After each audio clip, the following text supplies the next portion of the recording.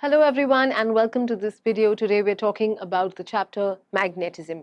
Now in the previous chapter we learned about the magnetic effect of electric current. We saw that currents are actually producing magnetic fields, but the history of magnetism is way older than that. In fact, the word magnet is derived from the name of an island in Greece called Magnesia, where magnetic ore deposits were found as early as 600 BC. The story goes that you had these shepherds that were walking in these regions where the magnetic ore deposits were found, that is on this island, and these shepherds had these rods, and the end of these rods were made up of iron, and when they would walk they would find it difficult to pick their rods up from the ground, and that's when they realized that these rocks must be having something which are attracting the rods, and these rods were of course made of iron, and these rocks were nothing but containing magnetic ore deposits, and that's where the earliest instance of magnetism actually came from. So magnetism as a subject is far older than the magnetic field from an electric current. So these magnetic ore deposits were found in rocks in Magnesia, and these are actually examples of natural magnets which are permanent magnets. And we've already seen that currents also, or moving charges also, can produce magnetic fields, but in this chapter we're not going to be focusing on the magnetic field produced due to currents. That is, we're not talking about the magnetic effect of the electric current. We are focusing on natural magnets like bar magnets and horseshoe magnets, and therefore we are looking at magnetism as a subject in its own right, separate from the idea of electricity. So let's begin first with revising what we know so far. We know that the earth behaves as a magnet. The earth has a magnetic field, and this magnetic field points approximately from the geographic south to the north. Now obviously there isn't an actual bar magnet placed inside the earth, but you can approximate the magnetic field of the earth as if there is a bar magnet placed inside it. And as you can see, the bar magnet, which represents the earth's magnetic field, is actually having its north pole in the geographic south, and the south pole of this magnet is in the geographic north, and that's why we say that the magnetic field of the earth points actually from the geographic south to the geographic north. We also know that when a magnet is freely suspended, it will come to rest in the north-south direction. This is why we also say, that is, we use the magnet to find the geographic north pole. Even navigators use it to find the north pole. So this property that a magnet, when freely suspended, points in the north-south direction is the directional property of the magnet. And this made us start thinking that why does a magnet always come to rest in this particular direction? And if you think about the properties of the magnet, you'll realize that if the north pole is coming to rest in this particular direction, then something far away must be attracting this north pole. And that's how we realize that maybe the south pole of the Earth's magnetic field is directed in such a way that the north pole is attracted towards it. And that's how we knew that the south pole of the Earth's magnet is actually in the geographic north pole, and therefore the geographic north pole is also the magnetic south pole of the Earth's magnetic field. So this way the tip which points towards the geographic north is called the north pole, and therefore actually the north pole of a magnet is the north pointing pole or the north leading pole. In the same way, the south pole of a magnet which is freely suspended is actually being attracted to the north pole of the magnet of the Earth.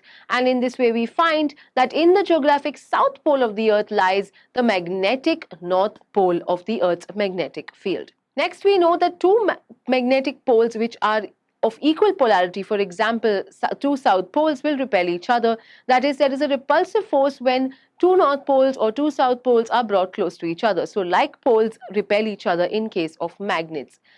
On the other hand, there is an attractive force between opposite polarities. That is, between two poles of opposite polarity, there will be an attractive force. So a north pole and a south pole will always attract each other. Finally, the most important property of magnetism that we cannot forget is that if you take a bar magnet and you break it up into two pieces, you will see that these two new pieces will also develop a north and a south pole, which means you cannot separate the north from the south pole. Each magnet will have a north and a south pole. So we say that the magnetic poles cannot be isolated. They are only found in pairs. And therefore, if you break a bar magnet into two halves, you'll get two similar bar magnets with somewhat weaker properties. That is, the magnetic field of the two smaller pieces will be lesser or weaker in strength as compared to the magnetic field of the original bar magnet, but you will not be able to isolate one pole from the other. One of the most commonly used forms of an artificial magnet is the bar magnet. Now, we all have done the experiment where we've taken a magnet and we've sprinkled iron filings around it. So, if you take a bar magnet and you place it under a sheet of glass and sprinkle iron filings all around it and tap the glass lightly, you will see that these iron filings form a specific pattern. And this pattern is what we call as the magnetic field of the bar magnet. The pattern of the iron filing suggests that the magnet has two poles. As you can see, most of the iron filings are attracted to the two ends of the bar magnet. These two poles are analogous to the positive and negative charges of an electric dipole. So here we are trying to learn about the bar magnet by comparing it with the electric dipole. In an electric dipole, you had two charges plus q and minus q. Here you have two poles. One is the north pole from where we assume the field lines to start from, and the other is the south pole towards which the field lines continue. So here, as you can see, a bar magnet has two poles, north and south pole. A similar pattern of the magnetic field was observed during the analysis of a current carrying solenoid. We learned in magnetic effect of electric current about the magnetic field of a solenoid. And now you can see very clearly that the bar magnet and the solenoid have a similar kind of magnetic field, and therefore I say that the magnetic field of a bar magnet is the same as the magnetic field of a solenoid. Now remember that the bar magnet here, we are also calling it as the magnetic dipole.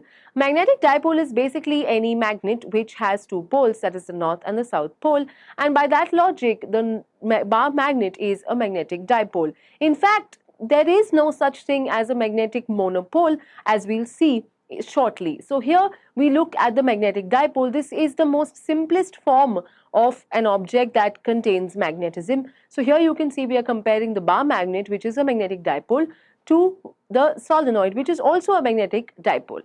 So we can also look at the comparison of the bar magnet with respect to an electric dipole. As I've already mentioned, the bar magnet has two poles, whereas the electric dipole has two charges. So there you had plus q and minus q, and here you have north and south poles. But there is one very, very important difference between the field of a magnetic dipole and that of an electric dipole.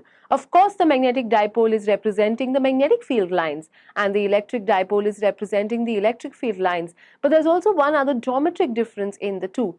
If you take a look at the positive charge, for example, just one of the charges of the electric dipole, for example, here I'm looking at the positive charge, you'll see that all the lines are going from the positive charge. However, if you notice carefully, the magnetic lines in case of the north pole, you'll see that in case of the north pole, not only are there some magnetic field lines going from the north pole, but you also have field lines coming in to the north pole, and that's a very important difference between the north pole in the magnetic dipole and the positive charge of the electric dipole. So you can't just straightforward say that, okay, just replace plus q minus q with north south and everything is the same. It's not.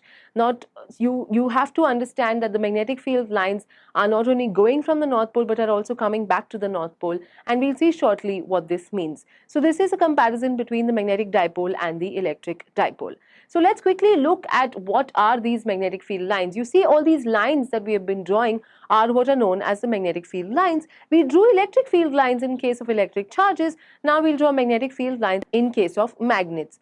But one very important thing to note is that if you remember, the electric field lines always pointed in the direction of the force. However, in case of the magnetic field, this is not the case. Magnetic field lines do not point in the direction of the force. In fact, if you want to find the direction of the force, you'll have to take some sort of rule like the right-handed thumb rule, or you'll have to take a vector product rule. Finding the force due to a magnetic field is not so simple.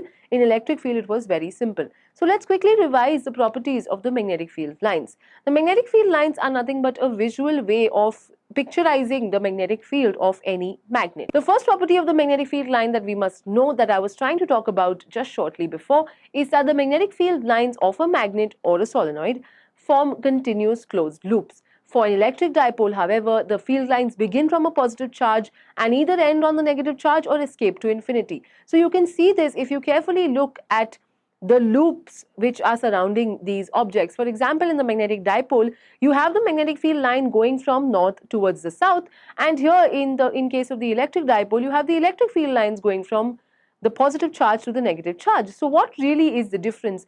The difference lies in asking the question, what is happening in between? You see, in between, the magnetic field line goes from south pole to the north pole inside the magnet. However, even if you look at inside, that is, if you look at the space between the charges, the line is still going from the positive charge to the negative charge. So in case of the electric dipole, all lines only begin from the positive charge, but in case of the magnetic dipole, that is in case of the bar magnet, magnetic field lines go from north to south outside, but south to north inside, and thus you can see now very clearly that they form closed loops. So magnetic field lines are forming closed loops, electric field lines don't form closed loops, and that's the major difference between the properties of these two lines. Second property of the magnetic field line is that the tangent to the field line at any given point represents the direction of the net magnetic field at that point. So the direction of the field is given by tangent to the magnetic field line. This is similar to what happened in the case of the electric field. The tangent to the electric field line gave you the electric field direction in case of an electric field line as well. The next property is that field lines cannot intersect. Just like electric field lines, magnetic field lines also cannot intersect, because if they did, then at that point there would be two directions of the magnetic field, which is not allowed, and therefore there would not be a unique direction, and therefore this is not allowed. So magnetic field lines do not intersect. Finally, remember that the larger the number of field lines crossing per unit area, the stronger is the magnetic field. For example, you had the same logic in case of the electric field. There you were looking at the number of lines passing per unit area, but those were electric field lines. Here I am saying again the number of lines passing per unit area, but these are magnetic field lines. But in both the cases, larger the number of lines passing per unit area, stronger would be the magnetic field, and of course lesser the number of lines passing per unit area, weaker would be the magnetic field. Finally, let's ask the question, how exactly do I plot a magnetic field? Of course, one way is to just sprinkle line filings around the object, but another and more useful way is to use a magnetic compass. So you use a magnetic compass by placing it at various positions around the magnet, and you note its orientation. We know the compass will be affected by the magnet, and at each point the magnetic needle will point in the direction of the magnetic field, and therefore by placing the compass at various positions, you can recreate the magnetic field of a bar magnet. So this is one way to draw the magnetic field. Now, as I've mentioned many times before, we have considered the bar magnet to be just equal to the solenoid. We have said that the magnetic field of both of them looks exactly the same, and therefore I'm saying that instead of considering a bar magnet, you can simply say that a bar magnet is a large number of circulating currents, because there is no difference between the field of a bar magnet and that of the solenoid.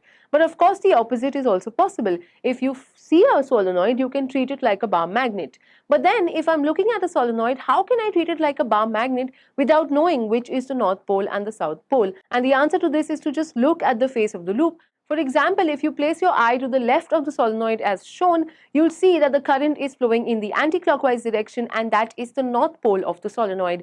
On the other hand, if you place your eye to the right of the screen, and as shown, then you will see that the current is flowing in the clockwise direction, and that is the south pole. And in this way you will be able to mark the north and south pole of the solenoid and consider it just like the bar magnet as shown in the figure.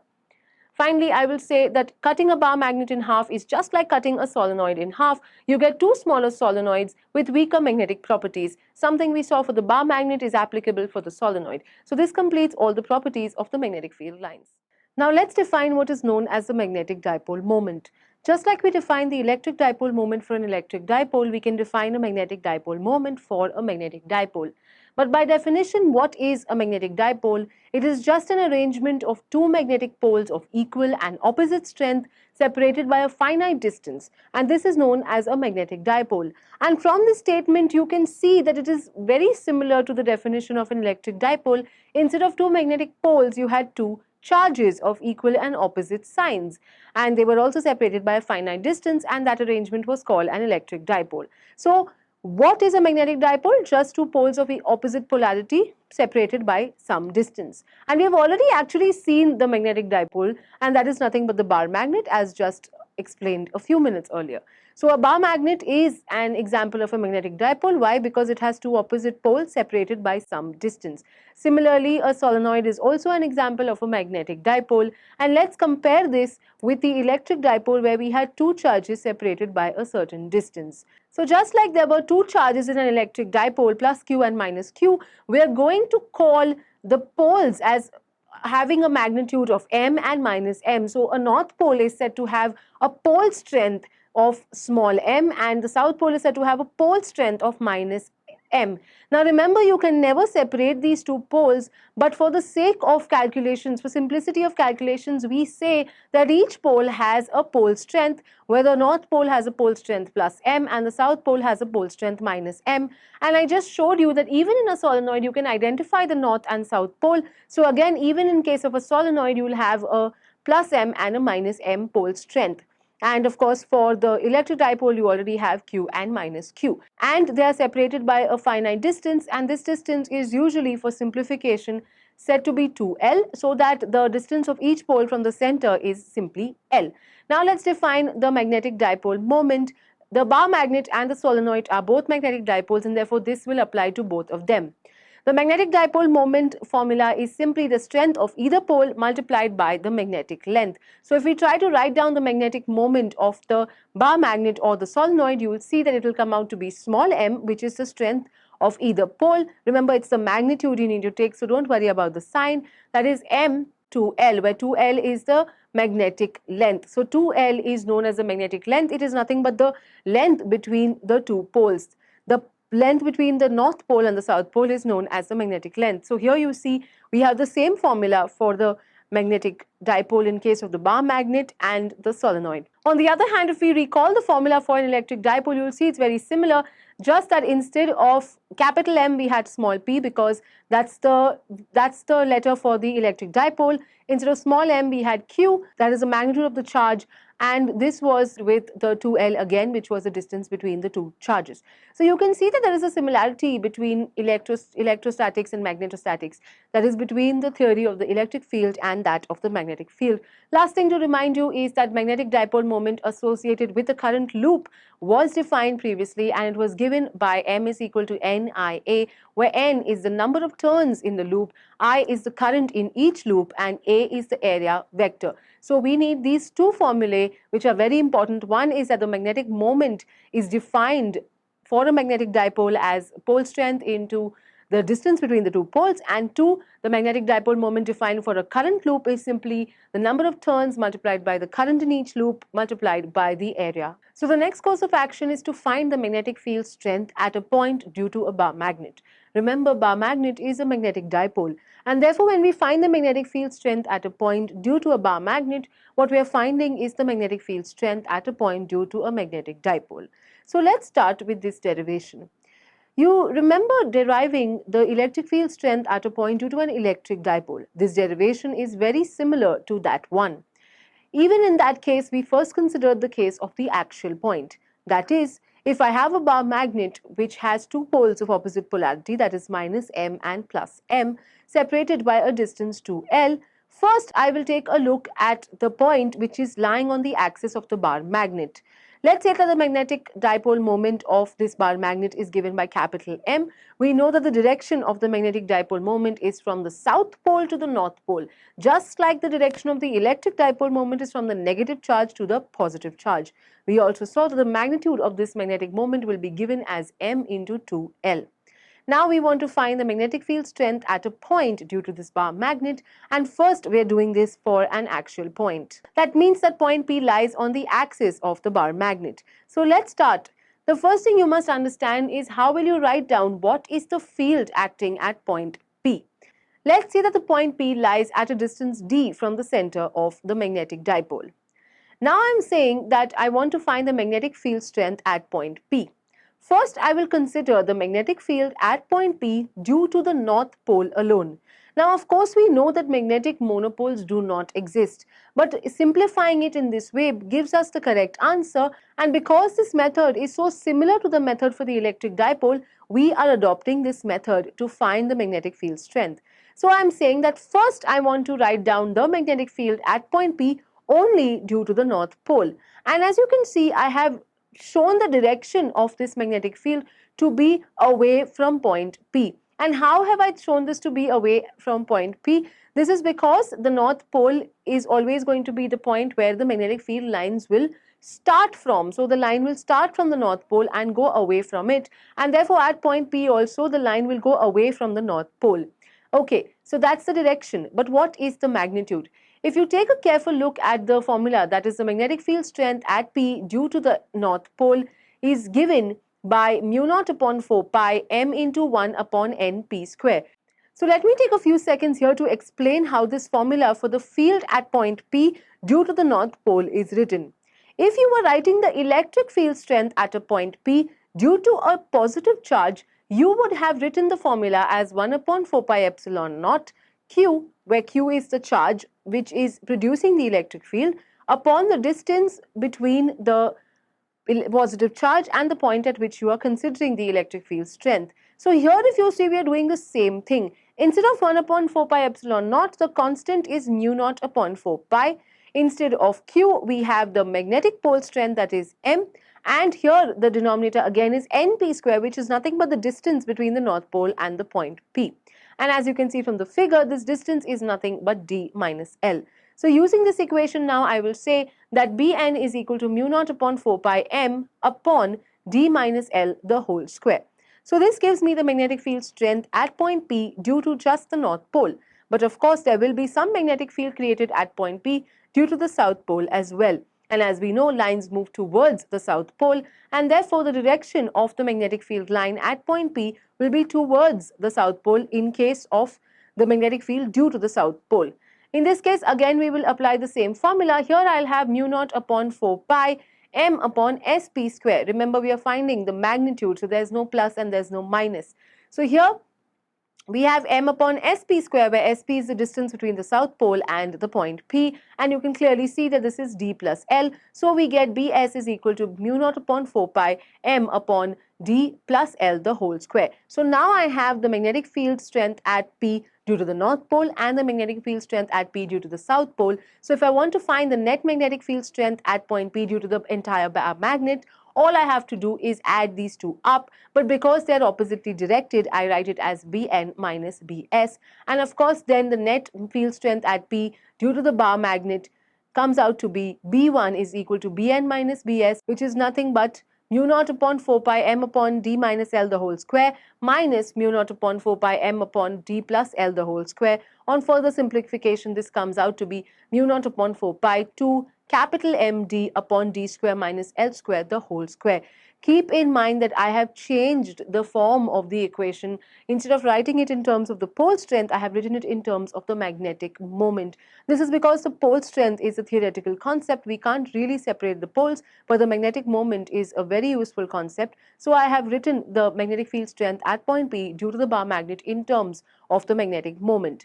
Now what I'm going to do is assume that what if I have a very, very small magnet, which means that the length of the magnet is much smaller than the distance of the point P from the center of the magnet. So I'm saying L square is much less than D square, and therefore the denominator simply just becomes D square, and that the whole square will be D4. And you can see that then for a short dipole, that is for a short magnet, I get magnetic field strength is mu naught upon 4 pi 2m upon d cube. And the direction of the magnetic field strength is along NP, because the field due to North Pole, it will be greater than the field due to South Pole, because the North Pole is clearly closer to the point P. Alright, so we found the field at point P, which was an actual point. Now we can find the field at a point which is equatorial. Equatorial means it lies perpendicular to the length of the bar magnet. And now suppose I want to find the magnetic field at point P. The same procedure will be applied. First I will ask what is the magnetic field at P due to the North Pole, then I will ask what is the field at P due to the South Pole. So here I am saying that let point P be at a distance d along the equatorial line of the bar magnet, and then now I can start by saying that the distance of the North Pole from point P is nothing but obtained from the Pythagoras theorem, so I'll get d square plus L square under the root. Now I can apply the magnetic field strength at point P due to the North Pole, which will be away from the North Pole. As you can see, it will be straight down the line joining NP, and therefore I will get mu naught upon 4 pi m upon NB square, and that squared will give me d square plus L square. Similarly, when I want to find the magnetic field strength at P due to the South Pole, it will be towards the South Pole, and then in this case the distance will be SP, which is nothing but again the root of d square plus L square, and this, when I write down the magnetic field at point P due to the south pole, will be mu naught upon 4 pi m upon sp square, where sp is nothing but root of d square plus L square, but that whole thing squared again will give me just d square plus L square. Now to find the net magnetic field at point P, I will have to vectorially add Bn and Bs. Now this time it won't be very simple because they're not along the same line. So I'll have to actually break them up into their components, and when I do that, I see that the sine theta components of both of them actually vanish, and what remains is only their cos theta components. So I see that the net magnetic field at point P due to both the poles, that is due to the entire bar magnet, is nothing but the Bn cos theta plus Bs cos theta, that is only the cos theta components survive. So now I can write down that the net magnetic field at P is Bn cos theta plus Bs cos theta, and now we know that Bn and Bs are the same, that is they are equal in magnitude. Therefore, instead of Bn cos theta plus Bs cos theta, I can just write it as 2Bs cos theta, and Bs we already know is mu naught upon 4 pi m upon d square plus L square. In fact, both of them have the same magnitude, is 2 times mu naught upon 4 pi m upon d square plus L square into cos theta. But cos theta, if you see from the diagram, comes out to be L upon root of d square plus L square. So here finally I will simplify this and I will get that B2 is equal to mu naught upon 4 pi, and instead of writing 2ml, I will write a capital M, because again I want to write it in terms of the magnetic moment, and this is the final expression for the magnetic field at a point P due to the bar magnet, where P is an equatorial point. But again, I want to make the assumption that the magnet is really short, so I say again L square is much smaller than d square, and therefore my simplified or reduced expression comes out to be B2 is equal to mu naught upon 4 pi m upon d cube. And now I want to take a moment to look at these final equations. I want to divide 2 by 1, and I will see that B1 upon B2 is 2, or I can see that B1 is twice B2. So this is a very important point to note, that the magnetic field due to a short bar magnet at any point on the axial line of the bar magnet is twice the magnetic field at a point at the same distance on the equatorial line of the bar magnet. So here you can see we have found the magnetic field at an axial point and at an equatorial point for a short bar magnet. These equations are for a short bar magnet, and it's only twice if you're considering a short bar magnet. Now, we've been saying from the very beginning that a solenoid is equivalent to a bar magnet, and we just found the magnetic field at a point P due to a bar magnet, and if it is true that a solenoid and a bar magnet are the same, then even for a solenoid the magnetic field at a point should be the same as the magnetic field for a bar magnet. So what I'm going to do now is find the magnetic field at a point which is axial, that is along the axis of the solenoid, and then I'm going to show you that the magnetic field of that point is the same as the magnetic field of the actual point for the bar magnet, and that will demonstrate that it will show you the similarity of a current carrying solenoid to a bar magnet. So let us calculate the actual field of a finite solenoid carrying current. Let's say that I have a solenoid whose radius of turn is A, whose length is 2L, and at center is said to be O. Now, it's obvious that if the center is O and that's placed at the origin, then the extent of the solenoid is from minus L to plus L, that is, it goes from minus L on one side to plus L on the other side. So let's quickly calculate the actual field of this solenoid at a point P, which lies on the axis of the solenoid. Let's say that the distance of this point P from the y-axis, that is from the center of the solenoid, is small r. Now to calculate the total field, so just like for a bar magnet, what we had done was found the magnetic field at point P due to one pole and then for the other pole, and then we added it all up. In this case, what we'll do is we're going to slice the solenoid into many different parts. So first I'm going to take a small part dx. I will find the magnetic field strength at point P due to this small part dx. Then I will add up, and then I will do that for many such parts and add them all up, and I will find the magnetic field at point P due to all of them together.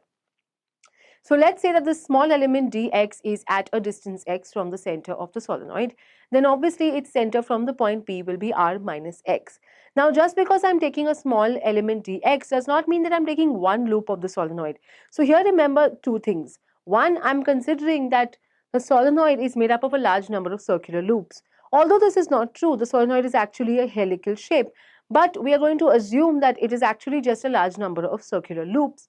And second, remember that a small element dx does not necessarily have one loop.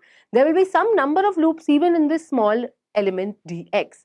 So first of all, I want to remind you that we have already found the magnetic field at a point P due to one circular current carrying loop, and it is given as mu naught Ia square upon 2 x square plus a square raised to 3 by 2. Here x was the distance of the point P from the center of this loop. In our case, where instead of one loop we have the element dx, the distance from the point P from the element is not x, it is r minus x. So first of all, instead of b, I'm going to write it as dB because I have a small part of a very big sum. So the magnetic field I want to find is of the whole solenoid, and I'm taking only a small part. So I write it as dB and not b, and then the numerator is the same because even my radius here is a. So mu naught Ia square, but the denominator will be 2 into r minus x the whole square, because that's the distance of the point P from the element dx, plus a square the whole raised to 3 by 2. So this is the magnetic field at a point P due to a circular current carrying loop lying at a distance r minus x from the point P. But like I just told you, it's not that one loop is lying at this in this element dx. Actually, a large number of loops are there. And how many number of loops are there? They are actually small n into dx, where small n is the number of turns per unit length. So actually, the magnetic field at P due to this element dx will be this whole expression multiplied by n dx, because this expression was for one loop, and you don't have one loop, you have n dx loops. And therefore, this whole expression multiplied by n dx will give you the magnetic field at point P due to all the loops inside the element dx. Now it's very simple. We know that the point P lies at a very large distance, so I'm going to make an assumption that r is much greater than a, and r is much greater than x, and therefore the denominator simply becomes r square raised to 3 by 2, which is just r cube. Therefore, I get dB is equal to mu naught Ia square n dx upon 2r cube. Now it's very simple. All I have to do is integrate this magnetic field from one end of the solenoid, that is from minus L, to the other plus L. What I'm essentially doing is adding up the magnetic field due to many such elements. We had found the magnetic field only due to dx, but as you can see from the figure, I can have many such elements for the solenoid, and by integrating, I'm simply adding the magnetic field at P due to all of them. So I integrate this expression, that is expression 4, from minus L to plus L, that is only dx will be affected by the integration, and I will get mu naught Ia square n upon 2r cube. Instead of dx, it will become 2L, because I'm going from minus L to plus L. But I have also made one other change in the expression. Instead of the half in the expression, I have replaced it with a 2 pi upon 4 pi, which is also a half. I have done this because I want to write this in terms of the magnetic moment, and I know that the magnetic moment of the solenoid, that is a magnetic moment of a circular current carrying loop, is simply the total number of turns into the current into the area of cross section. The total number of turns will be n into 2L. The current is simply I, and the area of cross section is pi a square. So you can see that the magnetic moment of the solenoid will be n into 2L into I into pi a square. And if you find all these elements in the original expression, then you will replace that with a capital M, and thus I have written the magnetic field at a point P, which is an actual point for a solenoid, as B is equal to mu naught upon 4 pi 2m upon r cube. And this is exactly the expression that we had found for the magnetic field on the actual point for a short bar magnet. Here also we considered a short solenoid because we assumed r is greater than a and r is greater than x. So again, here we have made the same assumption. This is a short solenoid, and you can see that the magnetic field along the axial line came out to be exactly the same. I hope by now at least you must be convinced that the bar magnet and the solenoid are equivalent. Just like the bar magnet is a magnetic dipole, the current loop is also a magnetic dipole. In fact, we saw for a solenoid how you can find the north and the south pole, and you can use the same logic even if you have a single current loop. So this is known as the clock rule. It says that for a plain loop of wire carrying current, if the current is anti-clockwise, when you look at it, then the face has a north polarity, and if the current is clockwise, then the face has a south polarity. So each loop actually has two equal and opposite poles, and hence is known as a magnetic dipole.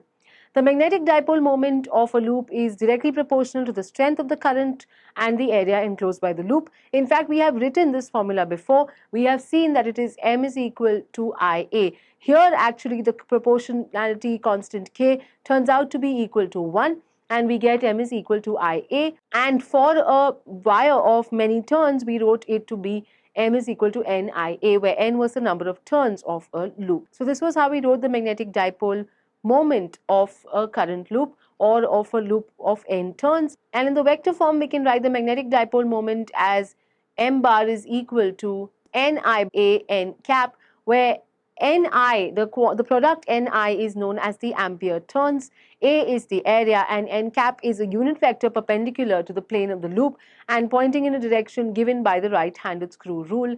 The factor Ni together, the product Ni, is known as the ampere turns, and therefore we can write the magnetic dipole moment also as ampere turns into the area of the loop. Next, let's try to find out what is the torque acting on a bar magnet in a uniform magnetic field. Remember, just like the bar magnet, which is a magnetic dipole, we had also placed an electric dipole in an electric field. So initially, like in the previous chapters, we had found the torque on an electric dipole in a uniform electric field. Instead of the electric dipole, here I have a magnetic dipole, and a magnetic dipole is nothing but the bar magnet. So here I have placed a magnetic dipole in a uniform magnetic field.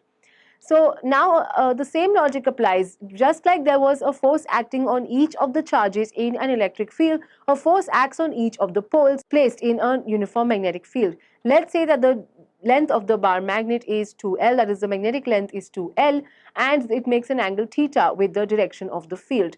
Now each of the poles will experience a force. The force on the north pole will be given by m into b, and it will be along b bar. This is just like saying that the force on the positive charge will be QE, where Q is the strength of the charge and E was the field. Here I am saying the force on the north pole is MB, where M is the pole strength of the north pole and B is the magnetic field.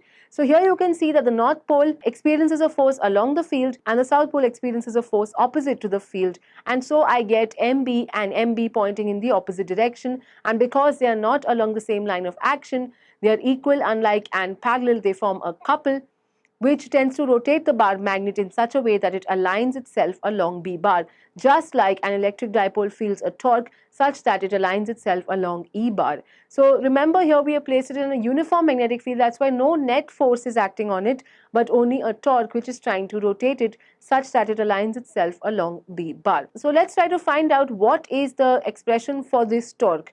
So if I try to drop a perpendicular from the north pole to the field, I'll see that I get this triangle formed by NAS. And in this triangle, NA is the perpendicular distance between the line of action of the two forces, MB on north pole and MB on south pole. So I say that the torque acting on the bar magnet, which is nothing but the moment of the couple, is equal to the force into the perpendicular distance. Force is nothing but MB and the perpendicular distance is NA. You can find NA by looking at the triangle NAS, in which you'll see that NA is 2L sine theta. So I get that the torque, which is nothing but the moment of the couple, see, you see they form a couple, they are equal, opposite and parallel. So the moment of the couple, which is nothing but the force multiplied by the perpendicular distance, so it's MB into NA, and NA is 2L sine theta. So I get tau is equal to MB into 2L sine theta.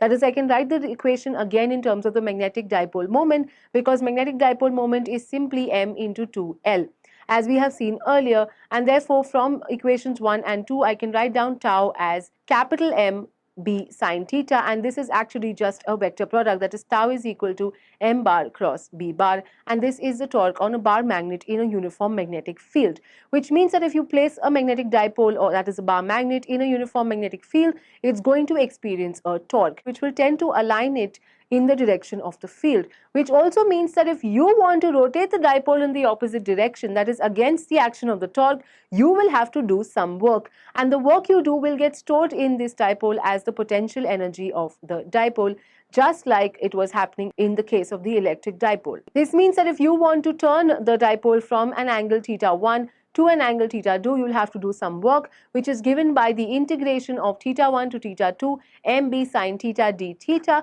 and this, if you open out, you will see is equal to minus mb cos theta 2 minus cos theta 1.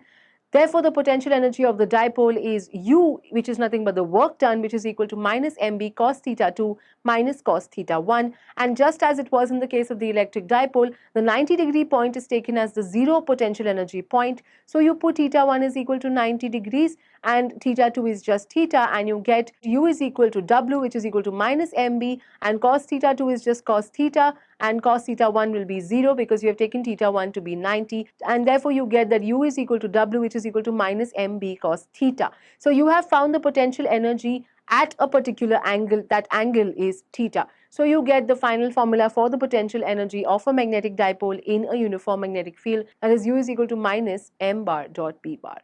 So far we have seen that many of the concepts and even the formulae in magnetostatics are directly transferable from electrostatics. And this is what we want to discuss for a few minutes here.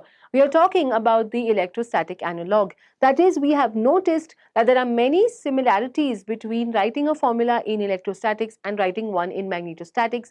There's also similarity in the concepts that we saw in electrostatics and magnetostatics. So we want to take some time out to show how we can see the symmetry between electric and magnetic fields. So for example, the electric field is denoted by the letter E and the magnetic field is denoted by the letter B. So if you have a formula for the electric field, you'll write it as E, and if you want to write a formula for the magnetic field, you will write it as B. But in case you want to switch the formula from the electric field to the magnetic field, we have noticed, at least so far, that the electric dipole moment small p has to be replaced by the magnetic dipole moment capital M, and the constant 1 upon epsilon naught is replaced by the permeability, that is mu naught.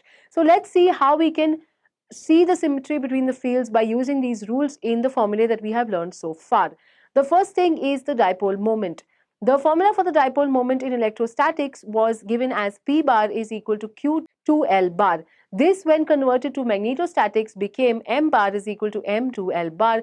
As you can see, small p became capital M, small q became small m. So the electric dipole moment was replaced by the magnetic dipole moment, the charge was replaced by the pole strength, but 2L bar remained the same. So it may seem very obvious to you, but this is a wonderful, wonderful coincidence that the form of the equation is not changing. The quantities themselves are changing, but there is always a quantity that in magnetostatics you can find in electrostatics. So the form of the equation is not changing. Then we saw some equations for the short dipole. For the axial point, we saw that the electric dipole came out to be 1 upon 4 pi epsilon naught 2p upon r cube. And if you want to write it for the magnetostatics case, that is for the magnetic dipole, E1 became B1, 1 upon epsilon naught became mu naught, and P became M. Same thing happens when you try to write it for the equatorial point. In the electrostatics case, it is E2, 1 is equal to 1 upon 4 pi epsilon naught dot P bar upon R cube. And for the magnetic dipole, it became from E2, it became B2, 1 upon epsilon naught was replaced by mu naught, and P was replaced by M bar. So as you can see, by just following these rules, you can remember the formulae in magnetism if you know the formulae in electrostatics. Another one was the torque on the dipole. In case of the electric dipole, the torque came out to be P cross E. In case of the magnetic dipole, the torque came out to be M cross B. And finally, for the potential energy of a dipole in the external field, in the case of the electric dipole, it came out to be U is equal to minus P dot E.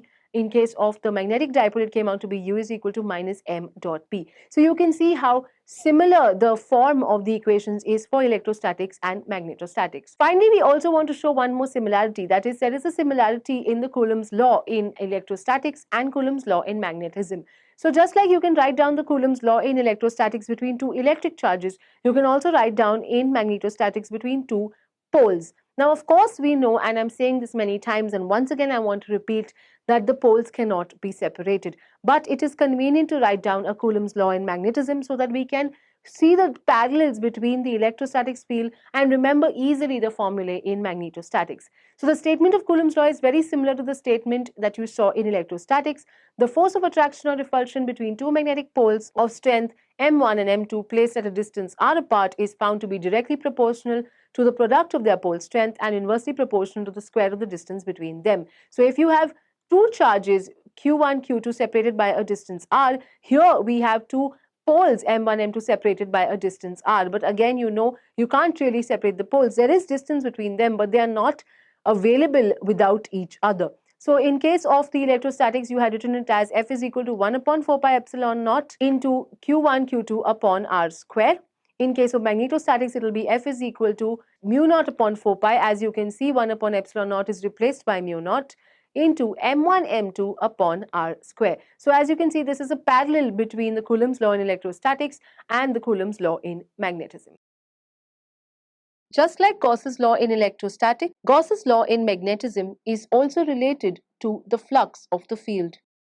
Recall that flux is defined as the number of field lines passing through an area. Thus, the flux depends upon the angle made by the area vector and the field. In case of electrostatics, the flux of the electric field was found to be equal to the charge enclosed divided by epsilon naught. Thus, in an electric dipole, if one of the charges were enclosed by a Gaussian surface, the charge enclosed would be equal to the magnitude of that charge. It is easy to see that when the positive charge of an electric dipole is enclosed by a Gaussian surface, all the field lines are only leaving the surface and no field lines enter it. Thus, the total flux passing through the surface is non-zero and is a measure of the charge enclosed. In case of magnetism, however, consider the field lines of a bar magnet. If a Gaussian surface enclosing one pole of the bar magnet is created, one finds that not only are magnetic field lines leaving the surface area, but we also have magnetic field lines entering it. In fact, the number of magnetic field lines entering any closed surface will always be equal to the number of magnetic field lines leaving it. This is the Gauss's law for magnetism. It is represented by the equation phi b is equal to the surface integral of b dot ds, and this is equal to 0. This shows that it is impossible to enclose a single pole in case of magnetism. Gauss's theorem thus established that isolated magnetic poles do not exist, and hence in magnetism there is no counterpart of isolated free charge. Magnetic poles always exist in unlike pairs of equal strength. Thus, no matter which closed surface is chosen, the number of field lines entering it and leaving it will always be the same, and the overall flux through the surface will be zero in accordance with Gauss's law for magnetism. So we've learned about the magnetic dipole, and we've also learned about the magnetic moment of a current carrying loop. And this is applicable even at the atomic level. Because in every atom we have electrons revolving around the nucleus, and an electron revolving around the nucleus is just like a current carrying loop. It's just a moving charge. So we can consider it to be a current carrying loop. And if it's a current carrying loop, then it will have a magnetic moment, and we can actually apply the formula of the magnetic moment for a current carrying loop to the loop of an electron, that is to the orbit of an electron. So we know that for each electron there will be some orbit, and this loop of current will have some definite magnetic dipole moment. But of course, every atom does not have just one electron. For every electron in its orbit, there will be a different dipole moment. And therefore, the overall dipole moment of any atom will be the vector addition of all these dipole moments of each and every single electron. So a revolving electron is thus considered to be a loop of current which has a definite magnetic dipole moment, and when the electron revolves around the nucleus, the magnetic moment of all the electrons is added up vectorially to give us the net magnetic moment of the atom. Now, when the electron is revolving in the anti-clockwise direction, the equivalent current is said to be clockwise, because electron is the negative charge and current is taken to be the direction of the positive charge. So if the electron is moving in the anti-clockwise direction as shown, imagine that the current is moving in the clockwise direction, and therefore the upper face of the electron loop acts as a south pole. From the clock rule, we know clockwise direction of current means south pole. Similarly, if we look at the lower face of the electron loop, if we look at the lower face, we'll see that the electron is moving in the clockwise direction, but this means that the current is moving in the anti-clockwise direction, and therefore the lower face acts like a north pole. So what have I proved right now? I have proved that the electron moving around the nucleus is nothing but a current carrying loop which has both north and south poles, and thus I have shown that a current carrying loop, that is an electron in a loop around the nucleus, is also a magnetic dipole. So remember, we learned two things: that when an electron revolves around the nucleus, you can consider it to be a current carrying loop, and second, it is a magnetic dipole. Now, if I want to find out the magnetic moment of this revolving electron, I can use the formula for the magnetic moment of a current carrying loop. To do this, we will first write down what is the definition of a current. current I is equal to charge upon time. Here we're talking about one electron only, so it will simply be E upon T, where T of course is the time period of revolution. Now the time period of revolution is related to the angular velocity of the electron as it revolves in the orbit, and it is given by T is equal to 2 pi by omega. Then replacing this in the first equation, you get I is equal to E upon 2 pi by omega, that is I is equal to omega E upon 2 pi. Now if R is the radius of the orbit in which the electron is revolving, then the area of the orbit comes out to be pi r square. And now I have I and I have A. Now I can apply the formula that the magnetic moment of a current loop is simply I into A.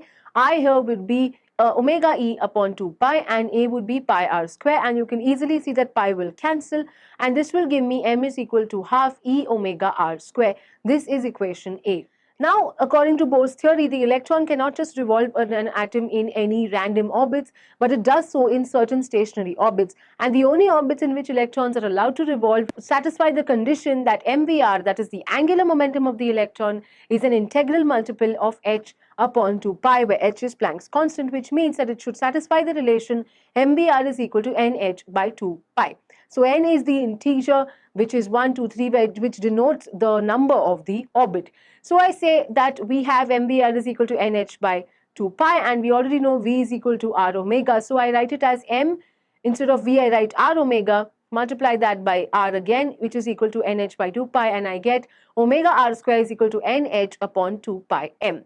Now I will replace omega R square in equation A. That means I am going to substitute B in equation A. Instead of omega R square, I will write NH upon 2 pi M. So I get capital M is equal to half E NH upon 2 pi M, which is written as N into EH upon 4 pi M, and this EH upon 4 pi M is replaced by one single symbol, that is mu B. So mu B is known as the Bohr magneton, which is equal to EH upon 4 pi M, and this simplifies my equation of the magnetic moment of a revolving electron. It comes out to be capital M is equal to N mu B. So this is the equation, these two equations, that is M is equal to N mu B, is the equation of the magnetic moment of a revolving electron, and mu B is the Bohr magneton EH upon 4 pi M.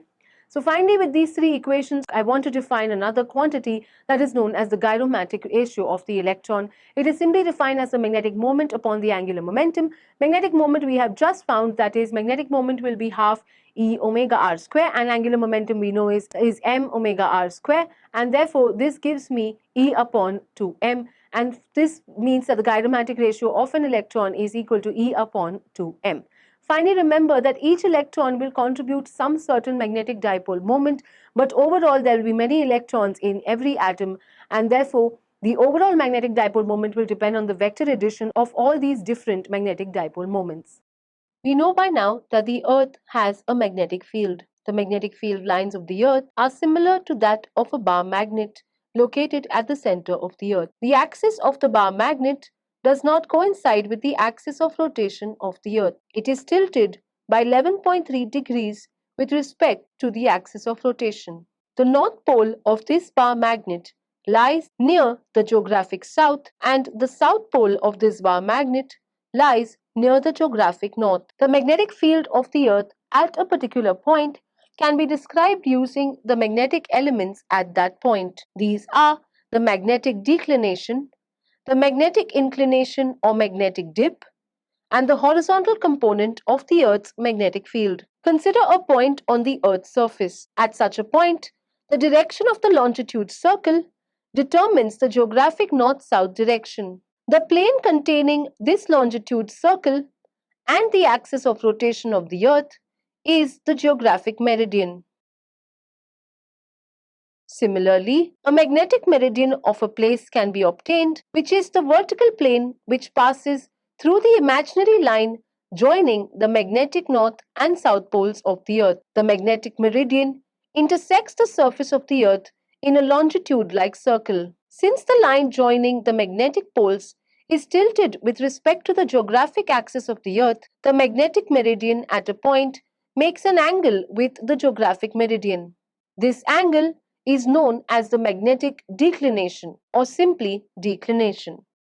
The next quantity is the magnetic inclination or magnetic dip. In order to measure the magnetic dip, we require a needle which is perfectly balanced about a horizontal axis such that it can swing in a plane of the magnetic meridian. As you can see, this compass needle can rotate in a vertical circle. If this magnetic needle is free to swing in the vertical plane, the needle would make an angle with the horizontal. This is known as the angle of dip or inclination. It is also known as the angle that the total magnetic field of the Earth makes with the surface of the Earth. Consider the magnetic meridian plane at a point P on the surface of the Earth. The total magnetic field at P, when resolved into its components, provides us with a horizontal and vertical component. The angle that BE makes with HE is known as the angle of dip I. It is then clear from the given triangle that ZE is equal to BE sin I, HE is equal to BE cos I, and thus tan I is equal to ZE upon HE. Thus, we conclude that the tan of the angle of inclination is a ratio of the vertical component of the magnetic field of the Earth to its horizontal component. Now, before we move on to learning the different types of materials, I want to take a roundup of the different types of concepts that we have learned so far. While defining the formulae for magnetism, we have not really answered what some of the physical quantities actually stand for. So here let's take a quick look at some important terms used in magnetism. The first one is the magnetic permeability, mu r. The magnetic permeability is nothing but a measure of the extent to which the magnetic field can permeate, that is, go through or penetrate a material. So I can say that the ability of a material to allow the passage of magnetic field lines through it, or the degree or extent through which the magnetic field can penetrate into a material, is known as the relative magnetic permeability of the material. Relative because I'm defining a general magnetic permeability of any material. If it is only of vacuum, that is of free space, then that's mu naught. So basically I'm saying that this quantity is defined with respect to the material. That the magnetic field may be present outside, but it depends on the material how much it will allow these lines to penetrate and pass through it. So this is what the magnetic permeability means physically. So by definition, we will say it is the ratio of the number of magnetic field lines of force passing through the material to the number of the magnetic field lines that would have passed if the medium was a vacuum. So you basically take the number of field lines that are passing in the medium and divided by the number of lines that would have passed if the medium were replaced by vacuum. So that's why here we can see that the formula for mu r will simply be capital B upon B naught, because capital B is sort of like the flux density. B itself, as we will see, is defined as the flux density. This is the number of field lines per unit area passing through a medium, and B naught would be the same but for the free space. So here mu r, as you can see, has no dimensions because it is a ratio of the same physical quantities, and the value for vacuum is 1. So mu r in vacuum is 1.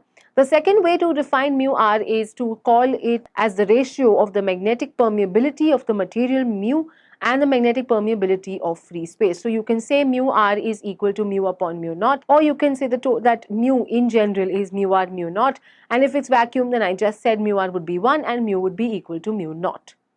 The second thing that I want to define, that I already mentioned slightly before, is magnetic field strength. It is also known as the magnetic field induction or the magnetic flux density. Now usually people get confused between magnetic field strength, that is the magnetic flux density B, and the next quantity that we will learn, that is the magnetizing intensity. Physically, the letter B is used when you are talking about an induced magnetic field, that is the magnetic field created due to something else, and therefore B is known as the magnetic field induction at a point or the magnetic flux density.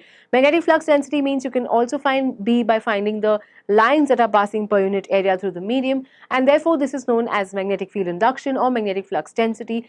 In the simplest of words, it is a vector that satisfies the Lorentz force equation. You have already seen the Lorentz force equation, and if you write down this Lorentz force equation in the scalar form, that is in terms of its magnitude, then you will see F is equal to Q naught VB sine theta, where theta is the smaller angle between V and B, and then if I put Q naught is equal to 1 and V is equal to 1 and theta equal to 90, then we will see that B is equal to F, which means that magnetic field strength or magnetic field induction or flux density of the magnetic field can be defined as the force experienced by a unit positive charge moving with a unit velocity in a direction perpendicular to the magnetic field. We can also define H, which is known as the magnetizing force or magnetizing intensity.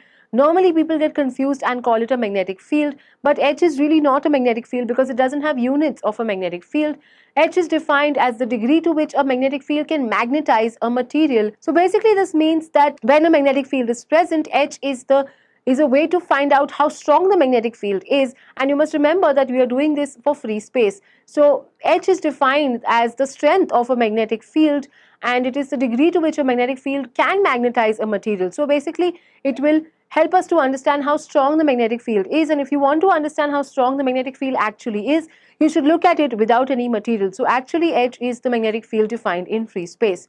So the magnetic induction of the field produced in the material of the toroidal solenoid is, we know, given by B is equal to mu naught mu Ni. We have seen that this is the magnetic induction produced in the material of the toroidal solenoid. So as you can see here, I have used B. I have used B because here it is a magnetic field produced, and it is produced by something else. And what is that something else? That something else is the magnetizing intensity H. Here Ni is defined as the magnetizing intensity H, where N is the turns per unit length and I is the current I, and this quantity Ni is known as the magnetizing force or the magnetizing intensity. So I say that H is equal to Ni. From 1 and 2, it is obvious that B is equal to mu H, and this is another way of defining the induction, that is B is equal to mu H, which means that if you have a magnetic field of strength H and you want to find out how much field it has induced, then that would be B. So B is the induced field where H is the original field. So B is equal to mu H, and they are connected by mu, which tells you how much of this original field will penetrate into the material. So you get B is equal to mu H. Next we have the intensity of magnetization. Intensity of magnetization is simply the magnetic moment per unit volume of the material when placed in the magnetizing field. So you have I is equal to magnetic moment upon volume. Magnetic moment is given by capital M, volume is capital V. So if you have a rectangular bar magnet, you will see that I is equal to M into 2L, that's the definition of the magnetic moment, divided by the volume, which will be A into 2L, where 2L is the length, magnetic length of the specimen. This will give me the 2L cancels, it will be M upon A, where M is the strength of each pole of the specimen and A, of course, is the uniform area of cross section. So I get I is equal to M upon A, and I can define it as the pole strength per unit area of cross section of the material placed in a magnetizing field.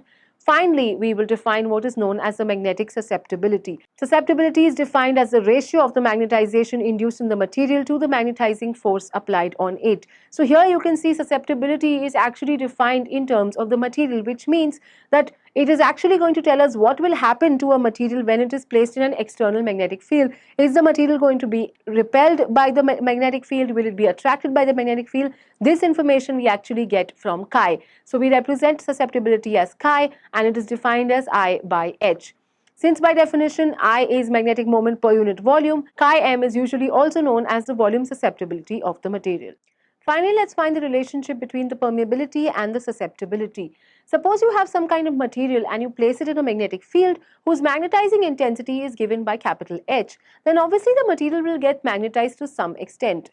Now I am saying that the total magnetic induction B in the material is the sum of the magnetic induction B naught in vacuum produced by the magnetizing intensity H and magnetic induction Bm due to magnetization of the material. So what does this mean? Let me say it in simpler words. It means that if I have a material placed in a magnetic field, this magnetic field has some magnetizing intensity H, and because of this magnetizing intensity H, some magnetic field will be induced in the material. But because of the material itself also, there will be an increase or decrease in the magnetization, and this increase or decrease is the extra magnetic induction that is produced in the material, which is due to the magnetization of the material itself. For example, if you have a solenoid and you place it in an external magnetic field, then the induction produced in the solenoid would be B naught. However, if you have a iron core placed in it, then this increases the magnetic field of the solenoid, and therefore we have to also add the magnetization of the iron core to the total magnetic induction of the solenoid. So therefore in this case I say that B, that is the total magnetic induction produced, is nothing but the addition of the magnetic induction due to the original magnetizing intensity, that is H, and due to the magnetization of the material. So it depends on the original field and what is happening to the material. So we have B is equal to B naught plus Bm, where B naught is already equal to mu naught H, as we have said before. But Bm is also has to be considered, that is the magnetization of the material. The field induced due to the magnetization of the material turns out to be proportional to the intensity of magnetization, that is Bm turns out to be equal to mu naught into I, and if you substitute 2 and 3 in 1, you will get B is equal to mu naught H plus mu naught I. Now of course you can take mu naught common, then this becomes H plus I, but we learned a formula for I. We saw that chi is equal to I by H, so instead of I can write chi H, that is we get B is equal to mu naught H plus chi H. H comes out and I get B is equal to mu naught H 1 plus chi m, and now I can separate the mu naught 1 plus chi m into another constant known as mu. I say mu is equal to mu naught 1 plus chi m, and this gives me the relative magnetic permeability mu r, that is mu upon mu naught, which is nothing but mu r, is equal to 1 plus chi m, and this you see is the relationship between mu r and chi m. The classification of materials depending upon their magnetic properties leads to 3 categories of materials. The first one is diamagnetism, the second one is paramagnetism, and the third one is ferromagnetism. Let's first take a look at diamagnetism. Diamagnetic substances are those in which the individual atoms or molecules or ions do not possess any net magnetic moment. Therefore, each atom or ion or molecule is magnetically neutral. When such substances are placed in an external magnetic field, you will find that they get magnetized in a direction opposite to the magnetic field. This magnetization is weak, however, it is definitely present, and they get magnetized opposite to the direction of the magnetic field. And therefore, if you take a bar magnet made up of a diamagnetic material and you allow it to be suspended freely in a magnetic field, you will see that the bar magnet will be perpendicular to the direction of the magnetic field. And therefore, we see that they set their longest axis at right angles to the direction of the field. We also see that if you place them in a non-uniform magnetic field, they will tend to move from the stronger parts of the field to the weaker parts. This can also be seen in a simple experiment in which the level of a diamagnetic liquid in a U-tube is repelled if a magnet is brought near it. This is because, as we can see, the diamagnetic substances are repelled by magnets. This means that if a specimen of diamagnetic material is placed in a magnetizing field, then the lines prefer not to pass through the specimen, and thus we say that diamagnetic substances repel magnetic field lines. Now from this it is obvious that the number of field lines that it allows to pass through the material will always be very poor, and therefore the permeability of the material will be poor, and therefore it will always be less than unity. Finally, remember that the susceptibility of diamagnets does not change with temperature. Let's briefly understand the cause of diamagnetism.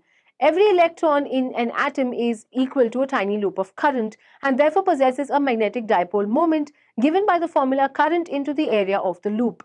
This is given by ml. However, an electron also spins upon its axis and thus also possesses a spin magnetic moment given by ms.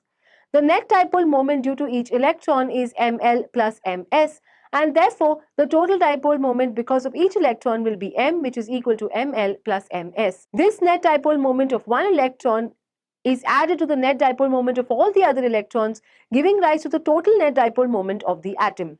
However, in a diamagnetic substance, ml and ms cancel each other for every atom so that the atom overall has no net magnetic dipole moment.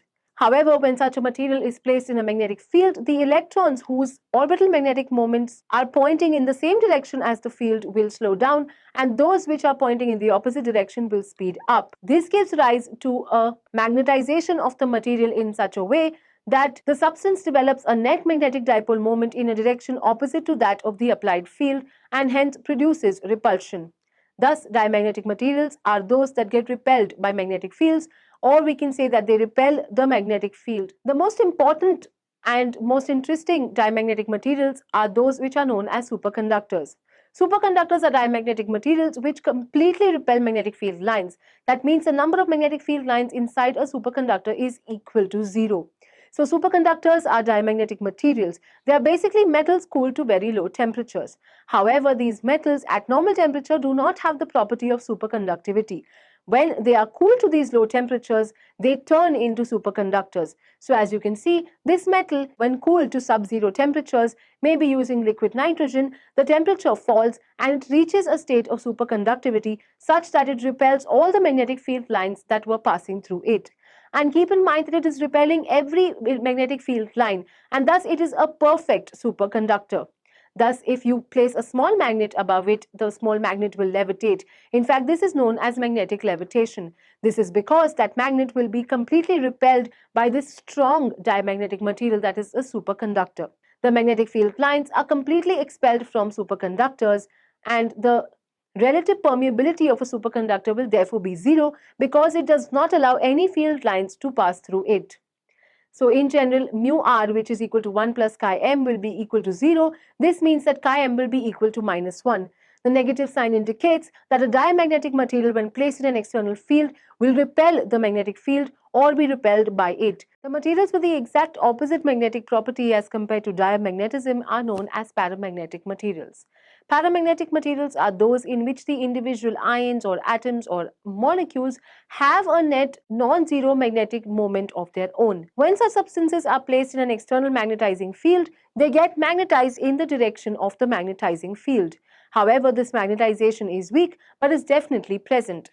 And from the word itself, you can see now that para means you will get magnetized along the field, where dia, which means usually opposite, gets magnetized opposite to the direction of the magnetizing field. And therefore, if you place a bar of a paramagnetic material freely suspended in a magnetic field, you will see that it will align itself in the direction of the magnetic field. When placed in a non-uniform magnetic field, the paramagnetic materials tend to move from the weaker to the stronger parts. And in general, as we can see, they are attracted to a magnetic field. So a paramagnetic liquid, when placed in a U-tube, will be attracted to the poles of the magnet. So as you can see, diamagnets were repelled by the magnetic field. However, paramagnets are attracted to the magnetic field and are attracted by the magnetic field.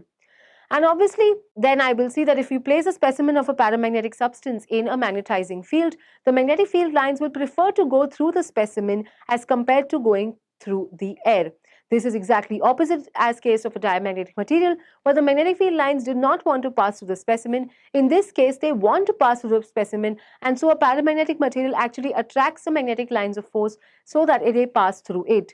And since it forces all the magnetic field lines of force to pass through it, the magnetic relative permeability of such a material is always more than unity. That is, mu r, which is given by B naught, is always greater than 1, because B is always greater than B naught. That is, B is the field induced inside the material is always greater than the field in air. This means that paramagnetic substances have a tendency to attract magnetic field lines when placed in a magnetic field. We already know that relative permeability and susceptibility are related as mu r is equal to 1 plus chi m, and we just saw that mu r is greater than 1, and therefore we can see that chi m must be positive. So susceptibility of paramagnetic substances is positive. Finally, remember that the susceptibility of paramagnetic substances varies inversely as the temperature of the substance, that is, chi m is inversely proportional to temperature, and this means that with a rise in temperature, the susceptibility decreases, that is, they lose their magnetic character. The graph of T versus 1 upon chi m is a straight line. Let's take a look at the cause of paramagnetism. Paramagnetic substances, like I have already mentioned, in the paramagnetic substance, every atom has some permanent magnetic dipole moment. However, if you look at the material as a whole, it does not have a net magnetic dipole moment. This is because each of the atoms are randomly oriented and the overall average magnetic moment per unit volume of the material is 0. Therefore, even a paramagnetic material does not behave as a magnet in the absence of an external magnetic field. This is just like a diamagnetic material. But the difference is that in a diamagnetic material, each atom did not have a net magnetic moment, and overall also there was no net dipole moment. However, in a paramagnetic substance, each atom has a magnetic moment, but overall there isn't any because they are randomly oriented. But what happens is when you apply an external magnetic field, the magnetic field tends to align these magnetic dipoles in the direction of the field, and thus the material gets magnetized in the direction of the field. This is known as paramagnetism. If you raise the temperature of the material, dipoles acquire some kinetic energy, and this disorients the dipoles and the paramagnetism is lost. So that is why we say that the magnetic susceptibility of the paramagnetic material decreases with a rise in temperature. The third type of materials are ferromagnetic materials. In ferromagnetic substances, individual atoms, molecules and ions also have a net magnetic moment, just like in the case of paramagnetic substances. However, when such substances are placed in an external magnetic field, ferromagnetic substances get heavily magnetized in the direction of the field. So we can say that ferromagnetic substances show all the properties of paramagnetic substances but to a much greater degree, which means that they share the properties of paramagnetic substance but to a larger extent, which means that they are strongly magnetized in the direction of the external magnetic field in which they are placed. They have a strong tendency to move from weaker to stronger parts of a magnetic field. They are strongly attracted to a magnet, and if a ferromagnetic specimen is placed in a magnetic field, the field lines prefer to pass through this ferromagnetic material. And from this again you can see that not only is the relative magnetic permeability greater than unity, in fact it's very, very large. We also see that the susceptibility of ferromagnetic materials again would also be very large, because mu r is equal to 1 plus chi m. So if mu r is great, 1 plus chi m is great, which is chi m is also very large. That is why we say that ferromagnetic materials can be easily magnetized and strongly magnetized. With rise in temperature, the susceptibility of the ferromagnetic materials falls. At some temperature, they change over from ferromagnets to paramagnets. So the transition temperature is called the Curie temperature. Let's try to understand why ferromagnetism takes place. Ferromagnetism is explained on the basis of the domain theory. We say that in ferromagnetic materials, atoms form a very large number of small effective regions called domains. Domains are regions in which each atom has the same direction of the magnetic moment. So as you can see, the domains are represented by these different shapes. These closed shapes represent the domains, and inside these shapes, all the atoms have the magnetic moment in the same direction. So the net magnetic moment is shown by the blue arrows of each and every single domain. Each domain acts as a strong magnet even without the presence of an external magnetic field. However, as you can see, the net magnetic moment of each domain is in a different direction. So in general, they are randomly oriented, and therefore even a ferromagnetic substance does not behave as a magnet when there is no external magnetic field. So remember, in diamagnetic substances, the substance was not a magnet in the absence of an external field, because each and every single atom did not have a net magnetic moment. In case of the paramagnetic material, each and every atom had a net magnetic moment, but all the magnetic moments were randomly directed, so the overall magnetic moment in the absence of the external magnetic field was zero. In case of ferromagnets, we are not looking at each and every atom, we are looking at each and every domain. Domains are regions of groups of atoms where you have a net magnetic moment for the domain, and these domains are what we are looking at, and each and every domain has its own net magnetic moment. But in the absence of the magnetic field, these domains are randomly oriented, and therefore overall again there is no net magnetic moment in the absence of the external field. However, when you place a ferromagnetic material in a magnetic field, what happens is that if the magnetic field is weak, then the domain whose magnetic moment is in the direction of the magnetic field begins to grow in size at the expense of the other domains. This is known as the displacement of boundaries. Ultimately, all the magnetic moments become parallel to the direction of the external magnetic field, and the ferromagnetic substance acquires magnetism. However, when the external magnetic field is removed, the boundaries return to the original positions and the substances lose their magnetism. If the applied magnetic field is strong, all the domains rotate so as to align their magnetic moments in the direction of the magnetic field, and the substance is strongly magnetized. This is known as the rotation of domains. In such a case, when the external magnetic field is removed, the domains do not return to their original positions, and the substance becomes a permanent magnet. The hysteresis curve is a curve defined for ferromagnetic materials which represents the relationship between the magnetic induction B and the magnetic intensity H. In this case, you can see that we are trying to magnetize a ferromagnetic rod by placing it inside a solenoid. When we try to increase the current, the magnetic intensity H increases.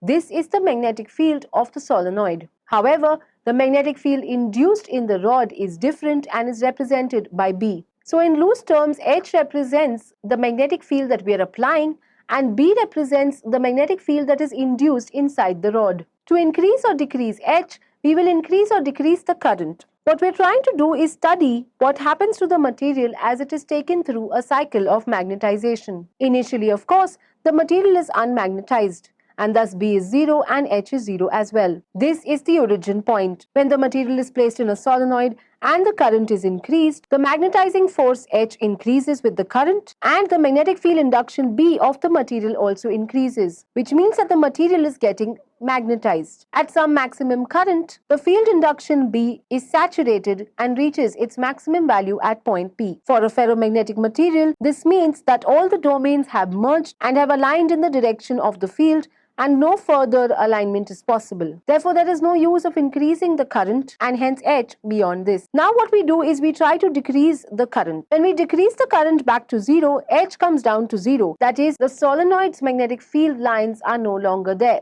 as you can see. However, as is evident, even though H is 0, B is not 0, which means some magnetization is still left in the sample. This magnetic induction left in the sample, even when H is 0, is known as the residual magnetism of the material. To bring the residual magnetism to 0, we increase the current in the reverse direction. When the current is increased in the reverse direction, even though H has a non-zero negative value, B comes down to 0. This is represented by the curve QR. This means that in order to make the magnetism inside a ferromagnetic material 0, we had to apply an external magnetizing force. This is given by OR, and we had to do this in the opposite direction. The value of OR, that is the magnetizing force required to bring the residual magnetism to 0, is known as the coercivity of the material. Once again, we increase the current, but this time in the reverse direction, and hence increase the magnitude of H. We now obtain saturation in the reverse direction at point S. This is represented by the curve RS. Finally, we reduce the solenoid current such that H comes down to 0. And again we notice that there is a residual magnetism. To remove this, we again increase the current in the original direction such that the magnetic induction inside the ferromagnetic material comes down to 0. This is the point U. Finally, we increase the current in the original direction such that the cycle repeats itself. It is then clear that when a sample of a ferromagnetic material is magnetized, the magnetic field induction B lags behind the magnetizing force H. This phenomenon of the lagging of B behind H when a sample of a magnetic material is subjected to magnetization is known as hysteresis. This concept of B lagging behind H when a sample of a ferromagnetic material is magnetized through a cycle is called the hysteresis curve. One of the most important uses of ferromagnetic materials is in their use as a permanent magnet or as electromagnets. Permanent magnets are made up of ferromagnetic materials. Substances which retain their magnetism at room temperature for a long period of time are known as permanent magnets. One way to make a permanent magnet is to place a ferromagnetic material, that is a ferromagnetic rod, in a solenoid and just pass a current. The magnetic field of the solenoid will then magnetize the rod. So what is the criteria to make a permanent magnet? That is, what material will you choose if you want to make a permanent magnet? One of the ways you can choose the material is by looking at the hysteresis curve. By looking at the hysteresis curve, we can select the suitable material for making permanent magnets. For example, the qualities required in a material in order to be used as a permanent magnet are high retentivity and high permeability. High retentivity is of course necessary because it means that it will retain its magnetization for a long period of time, and that's exactly the definition of a permanent magnet. We also require high permeability because if a substance has high permeability, then it will allow itself to be magnetized by a magnetic field. Therefore, we require high retentivity and high permeability for a material to be used as a permanent magnet. But we also need one other quality, that is the quality of high coercivity. Because of this reason, we prefer to use steel as compared to soft iron. Steel has a smaller retentivity as compared to soft iron, but still we prefer steel over soft iron because the coercivity of soft iron is very small. So what's the problem? If you remember, coercivity means how much field is required to remove the magnetization from a material. And if the coercivity of soft iron is small, it means that even random magnetic fields might make the soft iron rod lose its magnetization.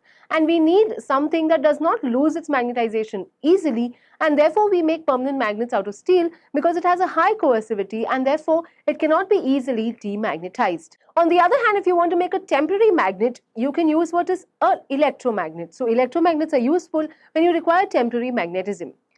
The core of electromagnets is made up of ferromagnetic materials which have high permeability and low retentivity.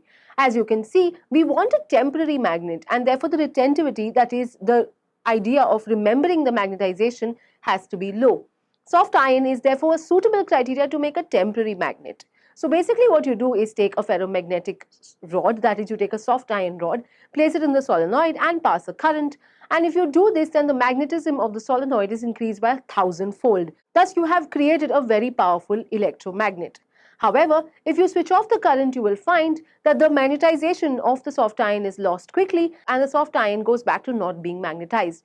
And this happens because the soft iron has low retentivity. And this is exactly useful because we need a temporary magnet, and therefore it should not only get magnetized very quickly, but it should also get demagnetized very quickly.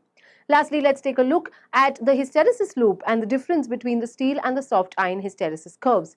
The hysteresis loop, as you can see, for soft iron is narrow and large, whereas the loop for steel is wide and short. And now it's very clearly visible that the coercivity of steel is large and the coercivity of soft iron is small. The area of the hysteresis loop tells us one other thing. The area tells us the hysteresis loss. And as you can see, the hysteresis loss for soft iron is much smaller than that for steel, and therefore we say that the hysteresis loss is smaller in case of soft iron than in case of steel. So this completes all the concepts that I want to talk about under the concept of magnetism. I hope you enjoyed the video. Thank you for watching. Hi guys, thank you for watching this video. If you like our channel, please subscribe by clicking on the link here. And if you want to get your very own target book, you can click here. Till then, keep watching for new videos on our channel and stay tuned for more updates.